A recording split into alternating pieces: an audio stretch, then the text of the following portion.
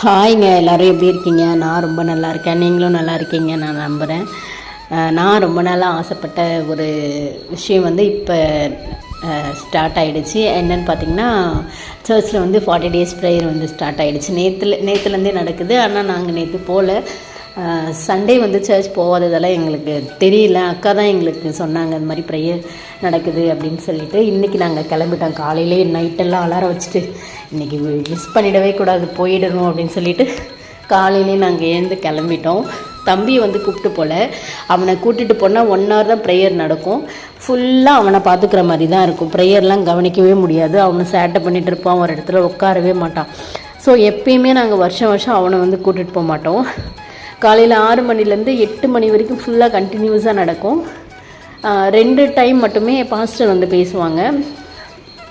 இந்த டைம் வந்து எங்கள் வீட்டுக்காரவங்க வந்து பேப்பர்லாம் வாங்கிட்டு பயங்கரமாக ரெடியாகி வந்தாங்க. எல்லா நோட்ஸுமே எழுதி வச்சுக்கணும், 40 டேஸ் ப்ரேயருமே எழுதி வச்சுக்கணும் அப்படின்னு சொல்லிட்டு வந்தாங்க. ஆனால் ஃபுல்லாக ப்ரேயர் தான் நடந்துச்சு.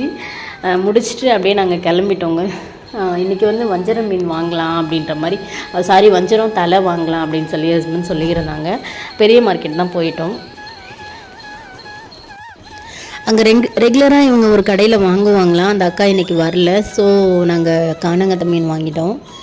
சண்டே தான் வந்தோம். சண்டே வரும்போது 4 மீன் 200 அப்படின்னு சொல்லி வச்சுட்டு இருந்தாங்க. இப்போ 6 மீன் 200ன்னு சொல்லி வச்சுட்டு இருக்காங்க. இது என்ன கணக்குன்னு ஒன்றுமே புரியல. அப்புறம் நாங்கள் வாங்கிட்டு வந்து நான் ஒரு இடத்துல வெயிட் பண்ணேன். ஆனால் ஹஸ்பண்ட் போயிட்டு வேறு இடத்துல திரும்பி பார்க்கறதுக்குள்ளே வேறு இடத்துல அவங்க வாங்கி கையில் வச்சுட்டு நின்றுட்டு இருந்தாங்க.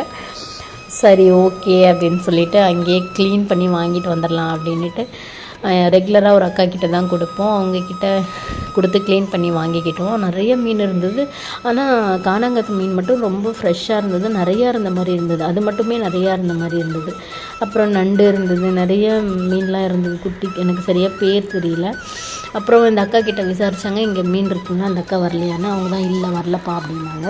அப்புறம் வர வழியில் தக்காளி விற்றுட்டு இருந்துதான். வீட்டுக்கு தக்காளி வாங்கிக்கிட்டு வந்த வேகத்துலேயே நான் குழம்பு வைக்க ஸ்டார்ட் பண்ணிட்டேன். குழம்புமே நான் வச்சுட்டேன்.